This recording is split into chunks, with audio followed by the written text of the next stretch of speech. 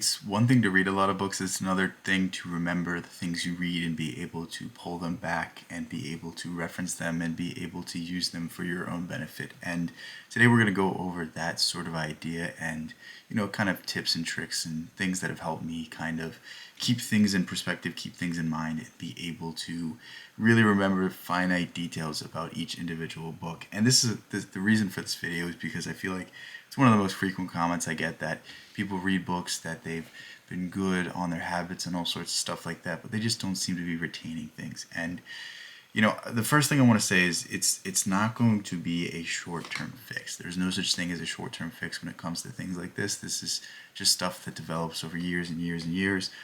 You read one book, it might not change your life, but you read 1,000 books, it certainly will change your life. So just understand that the more books you read, the more you're going to be able to pull from. There's really not more than a few ideas that I can pull from each book. And that's the other thing. The next thing that I want to talk about is that you're doing yourself a really good service if you just remember 2 or 3 big ideas from each book, because generally, you read a work of philosophy, it takes 200 pages to solve one problem, and it's really just a lot of fluff for a very simple idea that they have to prove to themselves is correct. And that sort of way of thinking about things is really, really important. And I think if you just, if you have to write down on a sheet of paper the 2 or 3 things that stuck out to you about a book, the things that were significant, the things that really struck you, because I need you to understand that, like, not everything you read is important.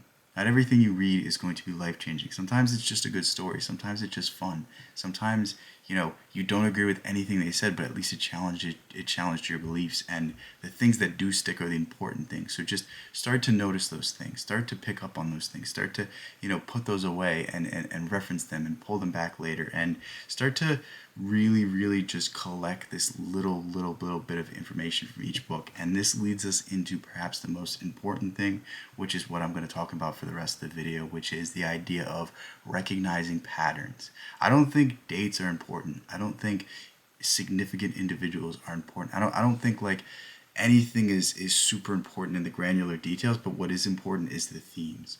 What do you see repeating? What ideas do you see coming up again and again and again? Like, if you study philosophy at all, an idea that comes up again and again and again is the Platonic idea of forms versus the Aristotelian idea of forms. And if you understand this one little tidbit, you understand a whole lot of philosophy and a whole lot of philosophical systems, because it hinges upon this one idea that things are either exactly as they appear to be, which is the Aristotelian idea of forms, which is what is used for science today, is that you have to sort of approximate things and take things as you can observe them, or else you can't make these mathematical models, or use the Platonic idea of forms that things exist beyond our comprehension, things exist beyond our tools of perception, and because of this, there's something beyond. Because of this, there's a nature that we can't describe, and we're missing out a little bit of depth. We're missing out a little bit of meaning. And this is the sort of things that you see applied to quantum physics. Think of the Schrodinger's cat problem. It's the exact same thing as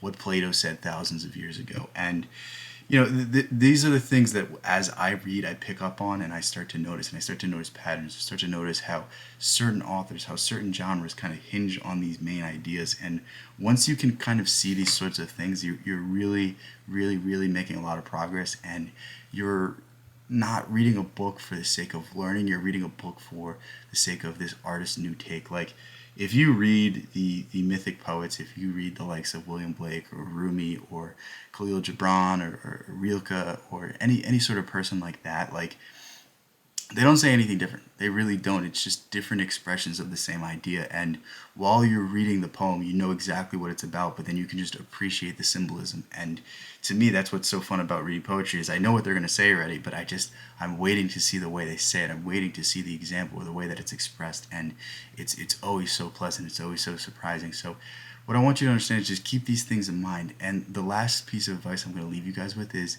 it's a marathon. It's not a sprint. Like, if you don't pick up things today, that doesn't mean you're not going to pick them up tomorrow. Sometimes books just don't resonate. There's been books that I read that I genuinely can't tell you anything about because it was just insignificant to me. And that's fine.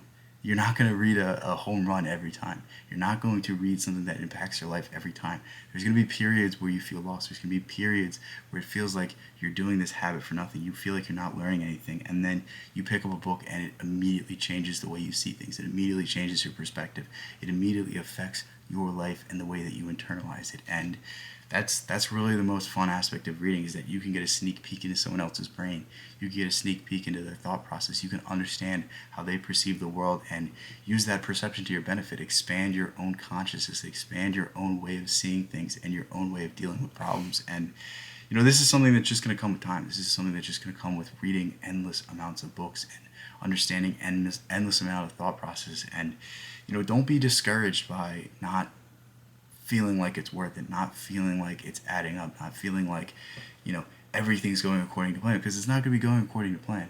Think about it. If you start a hobby and you stick with it for the rest of your life, that's how you get the most out of it, versus picking something up, doing it for a few weeks, forgetting about it, going back a year later and having to start all over again. Think about the small little victories. Think about the little things you can do on a daily basis that are going to ingrain this in your mind, because I promise you, you won't have this problem once you get going reading.